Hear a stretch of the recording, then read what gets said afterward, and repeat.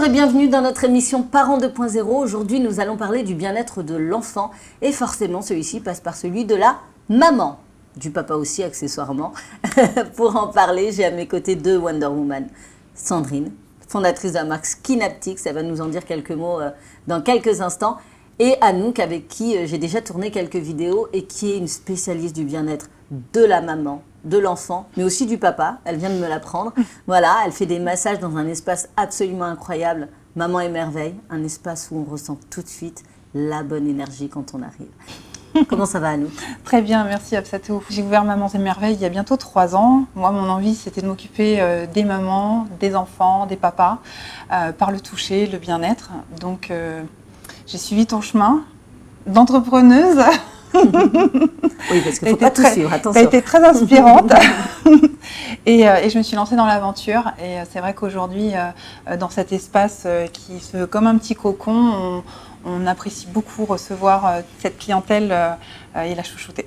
Comment ça va, Sandrine? Super, Absatou. Alors, raconte-moi ta marque Skinaptics. En effet, je suis biochimiste de formation. Je suis maman de 3 enfants. J'ai créé ma gamme quand j'étais enceinte de mon 3e enfant qui a 9 ans aujourd'hui. J'ai souhaité en fait développer des produits naturels sans aucun allergène. Aujourd'hui, ils sont recommandés en maternité. Ils sont fabriqués en France et ils sont destinés finalement à toute la famille, y compris le bébé dès la naissance, la femme enceinte et les enfants.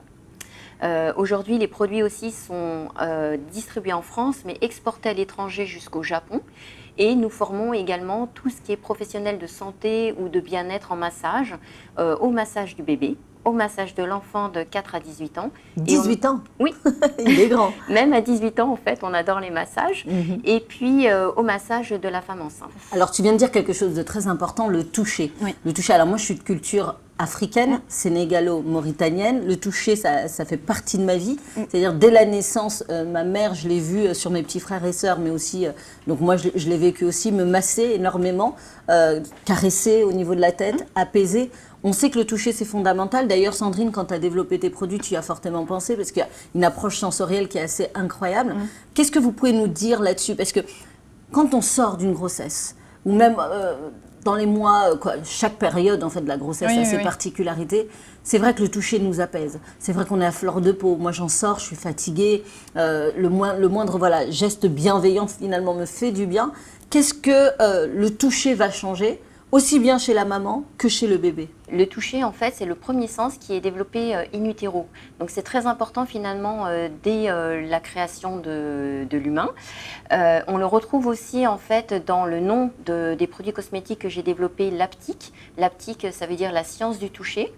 Et par exemple, pour les bébés qui naissent prématurément, le toucher, rien que pour les parents, est très important pour le développement de l'enfant. Bon, là, on ne parle pas tout de suite de massage du bébé en préma, mais on parle vraiment, le toucher est très important pour que l'enfant prenne conscience de son corps, mais aussi du toucher de ses parents, et ça lui permet aussi de mieux se développer. Et d'être apaisé aussi, parce qu'on dit que l'accouchement, en tout cas la naissance pour l'enfant, c'est l'une des périodes les plus traumatisantes de sa vie. Et donc effectivement, il est un petit peu lui aussi à fleur de peau, un peu stressé. Et c'est vrai que le toucher va venir aussi l'apaiser. Alors dès la naissance, le toucher, ça va être en fait le pot à pot. Oui, le pot à pot. Et là aussi, maintenant en maternité, on développe beaucoup le pot à pot. On met le bébé tout de suite sur la maman ou aussi sur le papa. Et là, ça va réconforter tout à fait le bébé, mais aussi les parents.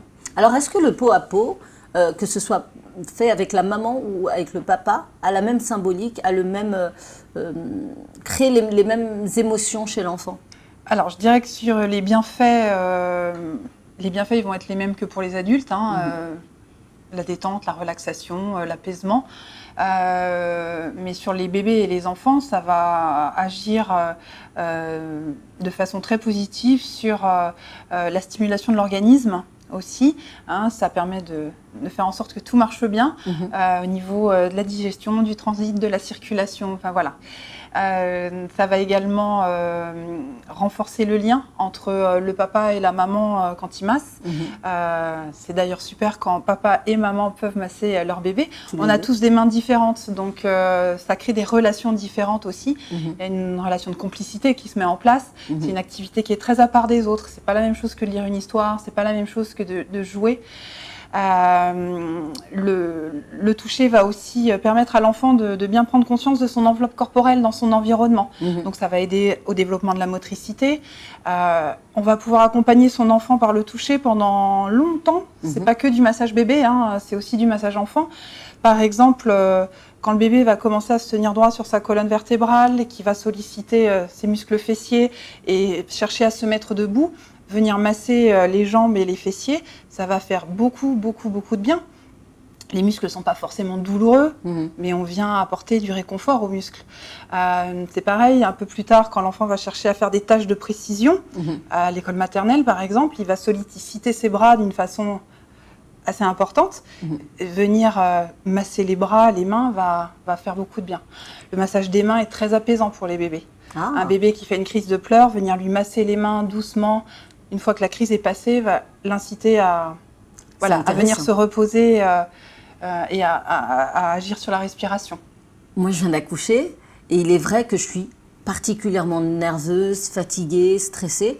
Et je trouve que le moment que je partage avec mon bébé, ou ma petite fille d'ailleurs de 3 ans, en la massant après le bain, m'apaise énormément. Franchement, je trouve que ça a des vertus thérapeutiques. Ça fait du bien au bébé, mais à la maman aussi. Alors, on recommande de masser à quelle fréquence, par exemple? Est-ce que c'est bien de trop masser? Est-ce qu'il faut trouver le juste milieu? Alors, je dirais que trop de massage, ça peut surstimuler l'organisme. D'accord. Donc, on ne fait pas un massage trop long à un bébé. On ne va pas masser 1 heure, mais dans les premiers mois, on peut très bien faire un quart d'heure, 20 minutes. Et puis, vers 6-7 mois, on peut faire un petit peu plus qu'une demi-heure. Après, on ne va pas forcément faire 2 massages de 3 quarts d'heure dans la journée, parce qu'il ne faut pas surstimuler. Est-ce que tu recommandes qu'on masse, par exemple, le soir plutôt, avant le coucher? Alors moi, je suis persuadée qu'il n'y a pas de bon ou de mauvais moment pour masser. On évite de masser le ventre vide, par exemple. C'est pas agréable pour le bébé, il a faim. Mais un massage le matin peut mettre en énergie, donner de la vitalité. Un massage le soir, avant le bain, après le bain, juste avant le coucher, va permettre d'apaiser, de relaxer. Il y a aussi la façon dont on masse qui peut influer sur le massage en lui-même. Est-ce qu'on y met plutôt de la tonicité ou est-ce qu'on fait des manœuvres très lentes, très douces?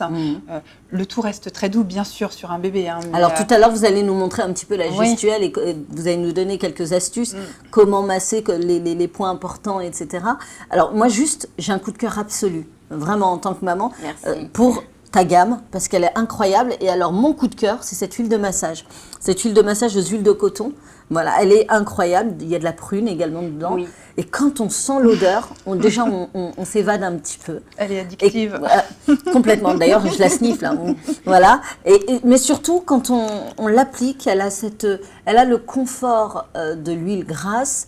Et en même temps, elle a le côté agréable de l'huile sèche. C'est-à-dire qu'on sent qu'elle pénètre tout de suite. Elle laisse un film vraiment agréable, hydratant sur la peau. Et moi, j'en suis absolument fan. Alors, l'importance d'utiliser une huile dans un massage, est-ce que tu peux nous en parler? Parce que c'est vrai qu'on peut effleurer son enfant, on peut venir le toucher.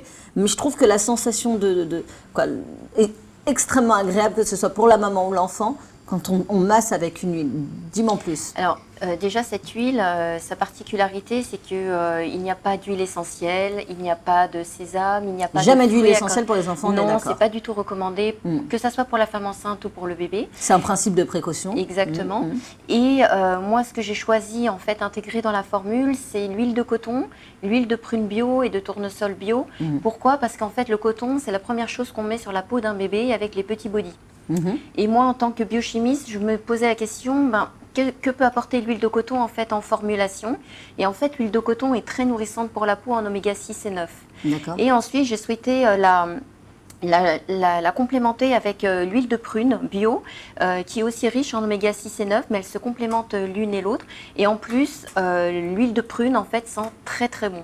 Et je peux l'utiliser sur le visage, sur le corps, partout? Oui, sur le corps, le visage. Elle a la particularité aussi de ne pas avoir de soucis alimentaires pour le bébé, qu'il met tout le temps la main ou les petits pieds à la bouche. Ah, super. Parce que c'est vrai que quand on utilise des produits sur les enfants, on se dit toujours, moi le mien, c'est sûr, il sucera son pouce, mais il a toujours effectivement les mains dans la bouche. Et vu que je masse également les mains, effectivement, c'est une question que je voulais te poser. Et là, c'est tout à fait, il y a toute une sécurité autour de ce produit. C'est pour ça aussi que beaucoup de maternités recommandent la gamme, et notamment l'huile de massage, les sages-femmes, des pédiatres, des gynécos. Mamans et merveilles. Mamans et merveilles, depuis déjà plusieurs années. Ouais. Et voilà, c'est vrai que l'huile de massage plaît énormément. Petite parenthèse entrepreneuriale. Combien de temps tu as mis à développer cette gamme qui est un véritable bijou? Alors moi, j'ai développé cette gamme quand j'étais enceinte en fait de mon 3e enfant. Donc on va dire que ça a été mon 4e bébé en même temps. Ouais. En fait, développer un produit, ça prend à peu près 1 an. Donc ça fait 8 ans que j'ai développé la gamme. À bon entendeur, hein, parce qu'on voit tout un phénomène de personnes qui développent des produits cosmétiques en quelques jours, ça n'existe pas, ça nécessite beaucoup de travail, de recherche. Oui, parce qu'en fait, ce sont aussi mes propres formules, donc elles m'appartiennent, voilà. Et puis aussi, je développe cette gamme en France, mais à l'étranger, c'est exporté jusqu'au Japon depuis 4 ans. On forme également les professionnels des massages de la santé, au massage bébé, au massage de l'enfant de 4 à 18 ans et au massage de la femme enceinte. L'enfant de 4 à 18 ans, oui. À 18 ans, on masse encore son enfant. À 18 ans, en fait, honnêtement, quand un bébé est massé déjà depuis la naissance, il va vous demander régulièrement, il va adorer en fait les massages. Moi aujourd'hui j'ai un enfant de 19 ans qui passe des concours d'école d'ingénieur, il est hyper stressé et voilà, de temps en temps il nous demande aussi des massages, ils adorent. J'ai aussi un enfant de 17 ans, pareil, voilà, s'il se retrouve dans une salle de massage, c'est idéal pour lui. Et puis ma fille de 9 ans, voilà, c'est pareil. Pour moi c'est mieux que les antidépresseurs, c'est vraiment le massage, c'est quelque chose d'extrêmement, ça ne soigne pas tout évidemment, mais ça permet véritablement de se libérer de cette tension permanente qu'on peut ressentir dans notre quotidien. Oui. Alors, j'ai envie, les filles, que vous nous montriez, pour les mamans et les papas qui nous regardent, quelques gestes à faire sur son bébé. Vous allez chacune nous donner un petit peu votre gestuelle, et puis chaque personne qui nous regarde ira piocher un petit peu dans ce qui l'intéresse. Et puis après, je voudrais qu'on se parle quand même du portage. Oui. Parce que moi, j'ai grandi avec le portage, j'ai été portée toute mon enfance. C'est dans la culture africaine fondamental de porter son enfant. On le porte devant, on le porte ensuite derrière, selon l'âge. Et tu as développé notamment une écharpe de portage. Et j'aimerais qu'on en parle, parce que là encore, c'est un autre lien. Et ça permet surtout aux parents de faire autre chose en même temps, accessoirement. Alors, je sais qu'il y a plein de gestes de massage, mais vous reviendrez nous voir pour nous donner plein d'astuces. Mais là, déjà, dans un premier temps, est-ce que vous pouvez chacune nous montrer 3 gestes clés qui nous permettent de masser notre enfant et de trouver, nous aussi, le bien-être? Alors, un des gestes qui peut bien réconforter l'enfant, et ça c'est un des soucis majeurs des parents, c'est quand le bébé commence à avoir des coliques.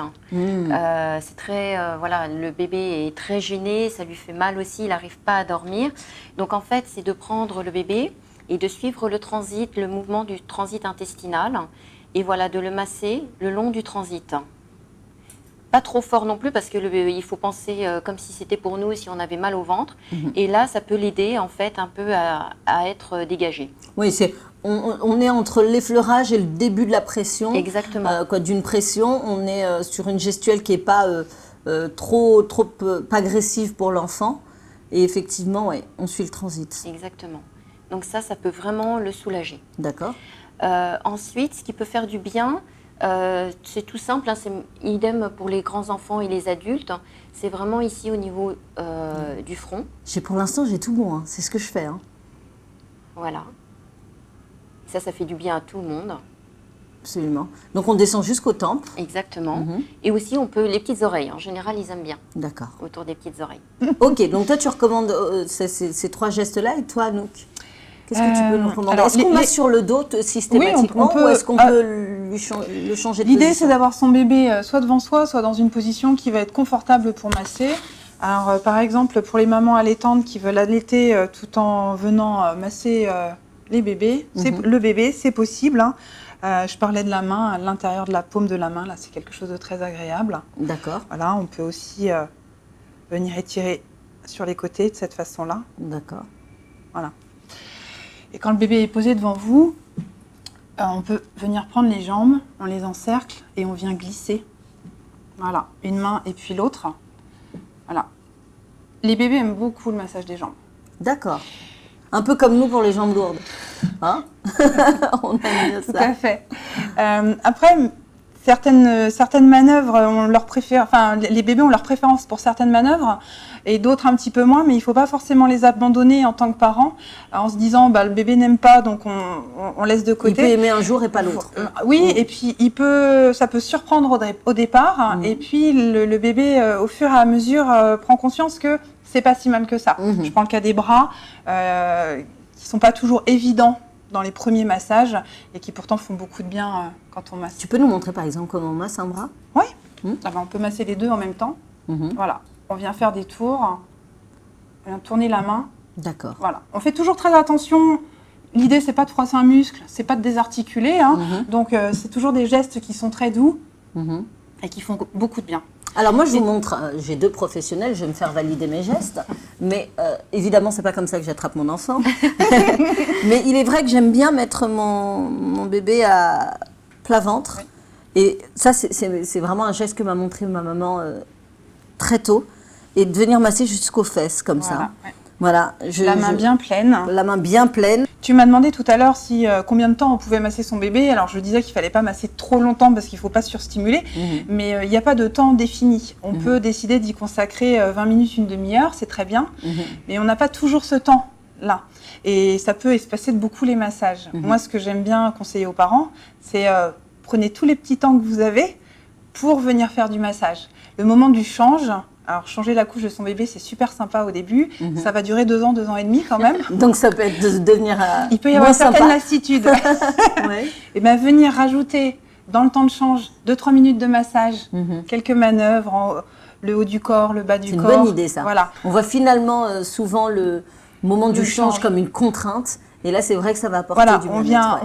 Voilà. Il y a plein de petits moments comme ça dans la journée. Je montrais tout à l'heure pendant l'allaitement, c'est possible, au moment du coucher. Et quand on vient masser régulièrement, ça peut au final faire un quart d'heure, 20 minutes dans la journée. Alors, ça n'a été que des petits moments successifs et ça fait beaucoup de bien. Et on vient instaurer un quotidien avec du massage. Super. Alors, on ne peut pas faire une émission sur le bien-être sans parler du portage. Le portage, je vous le disais tout à l'heure, moi j'ai grandi avec, je suis née avec et je vois toutes mes sœurs, on le fait, on continue à le faire. J'ai eu un coup de cœur pour ton écharpe parce que c'est vrai que la technique africaine sur le dos, je la maîtrise bien. Aujourd'hui, mon bébé, il est trop petit. Et donc, avec le tissu et tout, il ne faut pas que ce soit contraignant, il faut que ce soit rapide. Il est là, il a besoin de réconfort, je le prends. Et il faut qu'en quelques secondes, je puisse porter mon enfant. Et c'est vrai que ce que j'avais remarqué, c'est que souvent les écharpes de portage, elles sont assez contraignantes avec plein de nœuds différents à faire, mais d'abord on ne comprend pas tout de suite et puis il y a un moment ça met en cause quand même la sécurité de l'enfant parce que si on attache mal, il n'est pas bien positionné, il ne respire pas bien ou alors il peut carrément tomber. Et donc c'est ça que j'ai aimé dans ton écharpe.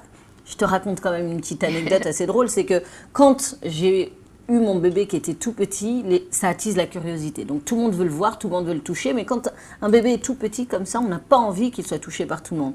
Et je trouve que l'écharpe de portage, c'est une formidable astuce. Parce que tu l'as à côté et tu dis, oh, il dort. Tu peux remonter voilà, un petit peu comme ça. Toi, tu le vois, les autres ne le voient pas.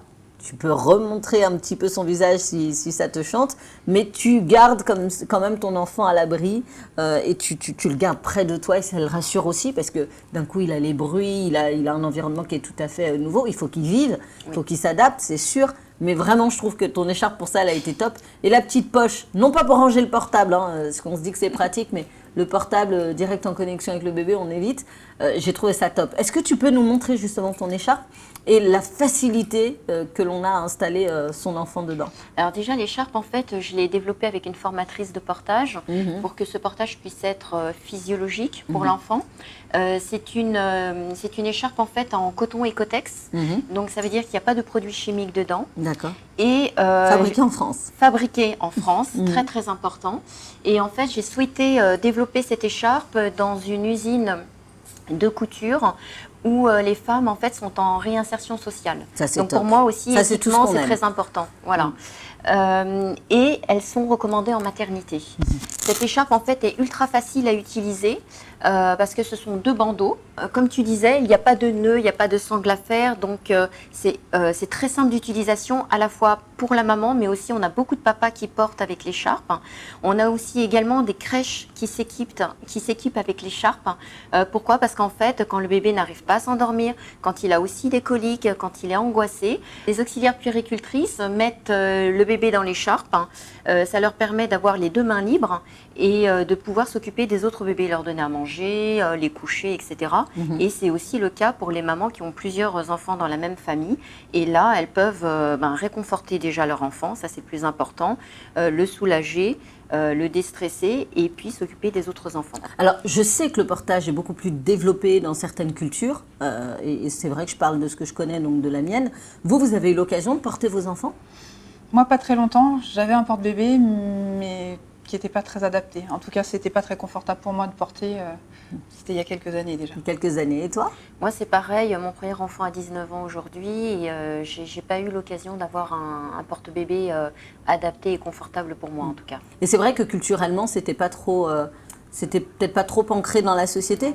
Aujourd'hui, on voit que de plus en plus, on a envie de ce rapport avec l'enfant parce qu'on est dans un environnement extrêmement stressant qui n'était pas aussi oppressant, je dirais, il y a quelques années. Et aujourd'hui, on a envie de revenir à ces fondamentaux, à ce bien-être, à cette connexion avec nos enfants. Au bon sens aussi. Il y a des pratiques qui reviennent, et c'est aussi beaucoup de bon sens. Exactement. Alors c'est vrai que dans certaines cultures, le portage est beaucoup plus développé, mais on voit qu'aujourd'hui, il y a un retour à cette envie d'être connecté à son enfant, de l'apaiser dans une société extrêmement stressante, très digitale aussi, où on ne parle plus trop avec les gens, on est toujours connecté à son téléphone. Il y a un besoin comme ça de se ressourcer auprès de son enfant. Et ça, moi, je trouve ça absolument top. Est-ce que vous avez porté vos enfants, par exemple? Alors moi, j'ai essayé de les porter, mes filles, mais je n'avais pas le porte-bébé adapté. Alors c'était il y a quelques années. Et qu'est-ce que tu constates au quotidien avec toutes les femmes que tu rencontres, dont tu prends soin? Elles portent de plus en plus? Oui, de plus en plus. Et je trouve que c'est un vrai moment de partage. Comme le toucher, ça fait partie un petit peu du toucher. Je trouve qu'il y a un vrai moment de partage et de plaisir à porter son enfant. Et je pense que quand on a le bon porte-bébé, c'est en effet facile et du coup très agréable. C'est vrai que quand on porte notre enfant, on n'a pas envie d'avoir des sangles et d'avoir quelque chose de trop invasif. On a envie d'être connecté avec son enfant, avec des matières qui sont fines, des matières qui disparaissent presque. On a l'impression juste d'avoir son enfant contre soi. Et c'est ce qu'apporte ton écharpe, je trouve. Est-ce que tu peux nous montrer ?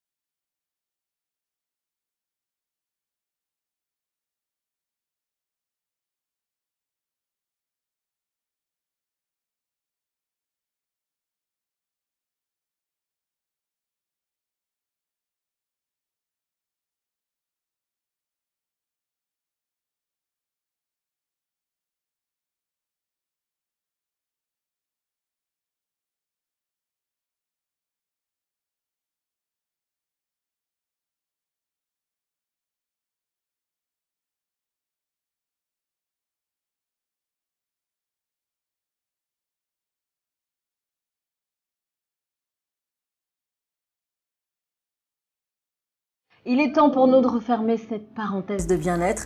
On se retrouve très prochainement pour un nouveau numéro de Parents 2.0. Vous savez quoi? Je m'en vais tout de suite, moi, c'est mon bébé.